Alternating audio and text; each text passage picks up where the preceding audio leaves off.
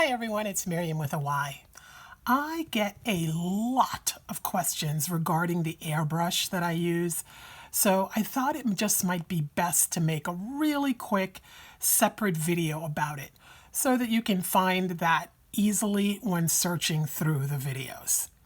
Now, I am only talking about what I use to just blow dry air in order to move alcohol ink or acrylic paint around on my canvas or other substrate. This is not a video about what I would use to actually create airbrush art with paint or ink loaded into the cup of the airbrush. First off, to let you know, I've got 3 airbrushes. I ordered all of them through Amazon at different times. I started out with a 0.0 kit because it was relatively inexpensive and compact. Like all kits, it came with the airbrush, the compressor, in this case a mini compressor, and a hose. Now, it works just fine, but I eventually decided to spend a little more and get a similarly sized one from Master. The mini compressor is the same size as the 0.0. The airbrush is very similar, and the hose is virtually identical. So, why did I get this one? Here's why. This particular model by Master is air on demand.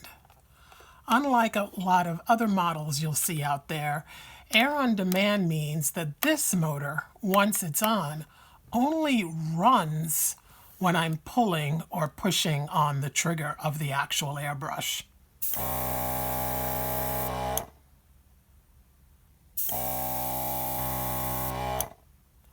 When I let go, the motor stops running.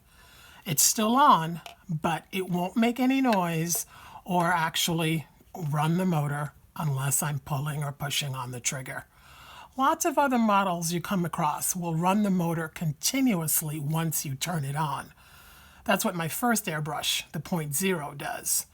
It pumps out the same amount of air, about 25 psi, as this Master airbrush, but since the motor of that one is always on, there's more noise, and I have to turn it off every 20 minutes or so to let it cool down. This one never really has a chance to overheat because it's only running when I'm pulling on the trigger. And I'm usually not going to be pulling on the trigger continuously for 20 minutes. So every time I let go, it gives the motor a chance to cool down. And I have to imagine that the life of this motor will be longer because of that. For simply blowing air, I love this because the gun is light, it's easy to use and maneuver, and it doesn't block my view. And in the long run, it's a lot less costly than buying canned air, for example. I found that 25 psi is pretty perfect for what we do. I can vary the amount of air I blow by varying the distance and the angle at which I work. I encourage you to play around with that and see what effects you get depending on how you use your brush. Now, theoretically, this little knob is supposed to let me vary the air pressure, but I never use it. I pretty much leave it alone. I don't see that it makes a big amount of difference.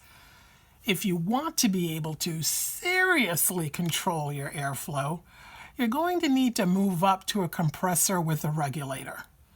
Like I said, I've got one of those too, but for alcohol ink work, it's really overkill. So the airbrush you see me use in videos is always this one. My goal with each video is to make your art life a little easier and hopefully a lot more fun. So I hope this quick video helped answer most of your questions about using an airbrush just for blowing air. Let me know in the comments what you thought, and give this a thumbs up if you found it helpful. If you've still got some questions, or you need advice, or want to be inspired, or just want to show off your work, or all of the above, make sure to join my Facebook group. You'll join an active, caring community of artists from all over the world. We would love to have you too. Thank you for watching. May your creative nature shine. See you soon. Bye now.